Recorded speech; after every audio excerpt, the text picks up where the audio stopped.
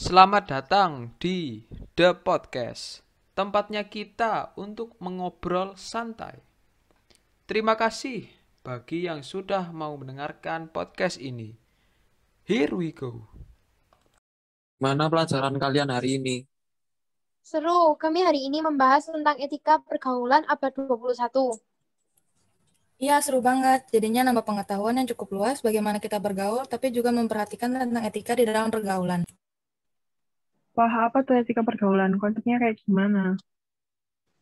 Kalau dari yang aku pelajarin tadi, sih kesimpulannya itu etika pergaulan adalah sopan santun atau tata krama dalam pergaulan yang sesuai dengan situasi dan keadaan serta tidak melanggar norma-norma yang berlaku baik norma agama, kesopanan, adat, hukum, dan lain-lain.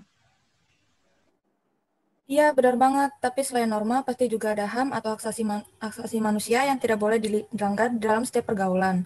Karena setiap manusia memiliki hak aslinya sendiri tanpa melihat bagaimana latar belakang orang tersebut. Oh gitu ya, tapi maksudnya latar belakang itu seperti apa? Maksudnya itu latar belakang seperti entah dia dari keluarga yang tidak berkecukupan atau orang kaya atau bahkan orang cacat pun punya hak asasi sendiri dan hak asasi ini sudah ada semenjak kita lahir. Jadi dengan adanya hak asasi manusia ini, setiap orang itu setara, tidak ada yang lebih, tidak ada yang kurang.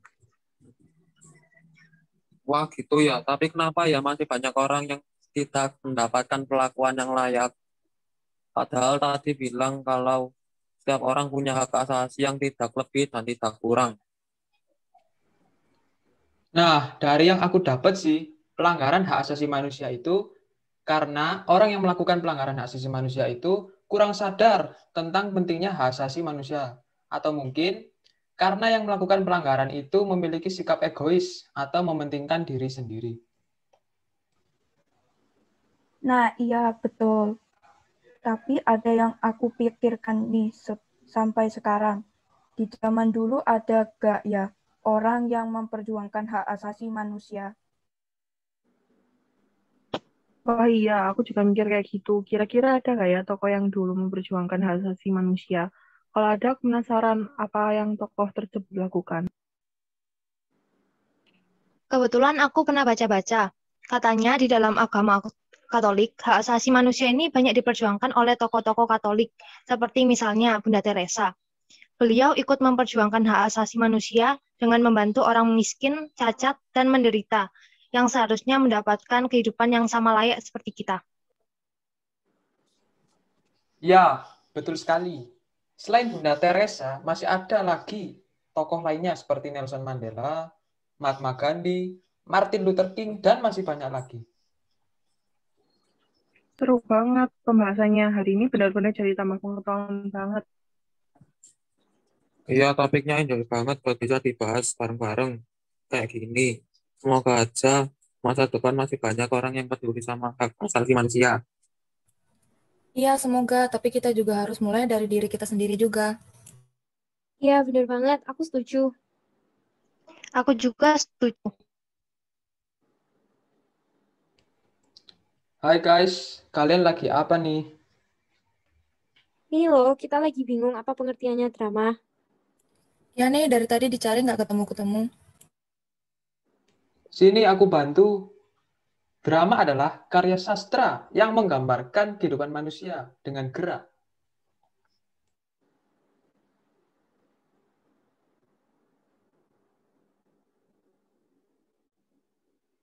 Terus kalau unsur drama apa aja?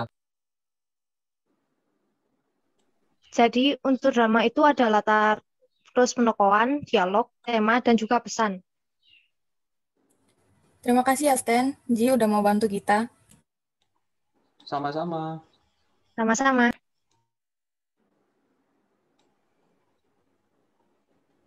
Jadi, apa yang akan kita bahas di pelajaran ini? Kita akan membahas tentang produk makanan internasional. Apa materi yang kita pelajari?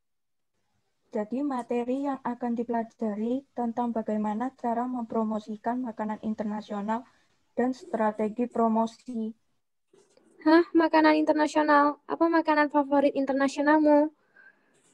Aku tteokbokki.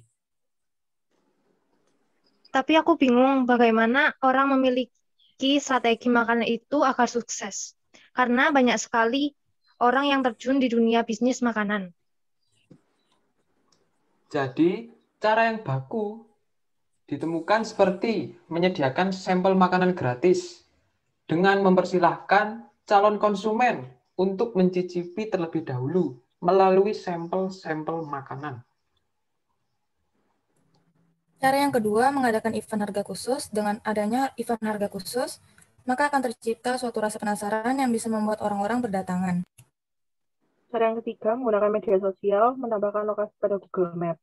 Tidak bisa dipungkiri bahwa penggunaan teknologi sudah berpengaruh ke dalam kehidupan sehari-hari kita.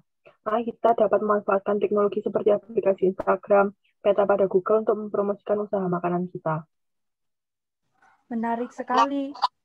Aku ingin terjun ke dunia bisnis makanan, tapi aku masih ragu untuk sukses saat mempromosikannya. Nah, aku bisa memberikan caranya. Jadi, kamu bisa memanfaatkan media sosial seperti Facebook, Twitter, Instagram, karena di sana luas sekali dan menurutku sangat efektif. Jika kamu sudah yakin dan membuka bisnismu, kamu bisa melakukan soft launching dan memberi diskon atau gratisan untuk memberi dan menarik minat konsumen. Ya, kakakku sendiri juga memiliki bisnis makanan. Dia memiliki channel di YouTube-nya. Dan cara itu berhasil. Apa konten yang dibuat kakakmu hingga bisa menarik konsumen? Kakakku men-share teknik memasak, promo yang diberikan, informasi untuk tentang kuliner, dan lain-lain. Wah, aku pikir aku sekarang sudah paham tentang ini. Oh, jadi gitu. Kel, kamu tahu nggak organisasi politik yang berdampak di kolonialisme dan imperialisme di Indonesia? Tahu dong, kolonialisme artinya politik yang menjalankan suatu koloni, kalau imperialisme itu menguasai wilayah dan membangun masyarakat. Yang Kalian dijajah.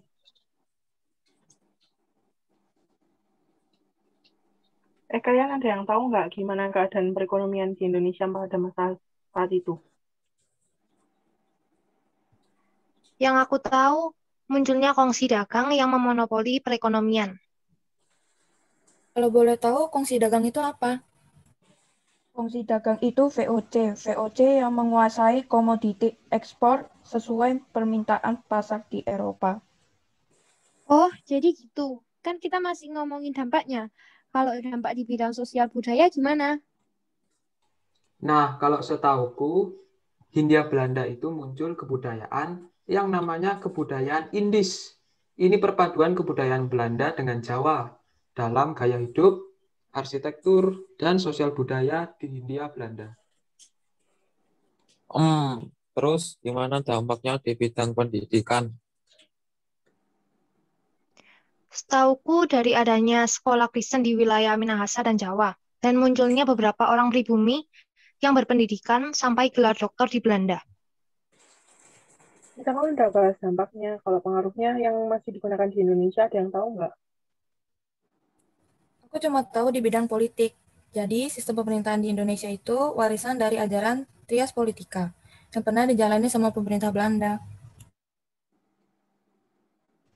Kalau di bidang budayanya, ada kata serapan, ada bangunan di masa lampau dan bisa ditemui di Kota Tua Jakarta. Di bidang ekonomi muncul sistem transportasi. Kalau di bidang pendidikan, dibangun sekolah dengan ajaran agama Katolik untuk pribumi di daerah timur. Oh, jadi gitu. Dalam etika berkaitan dengan adat kebiasaan atau cara hidup seseorang dengan melakukan perbuatan yang baik atau kesusilaan dan menghindari hal-hal tindakan yang buruk. Selain itu, ada juga yang dapat dipelajari. Di Indonesia ada memiliki berbagai keberagaman budaya di Indonesia. Dalam keberagaman budaya terdapat faktor geografis. Ada apa saja faktor geografi itu? Ada letak geografis, posisi strategis, kondisi ekologis.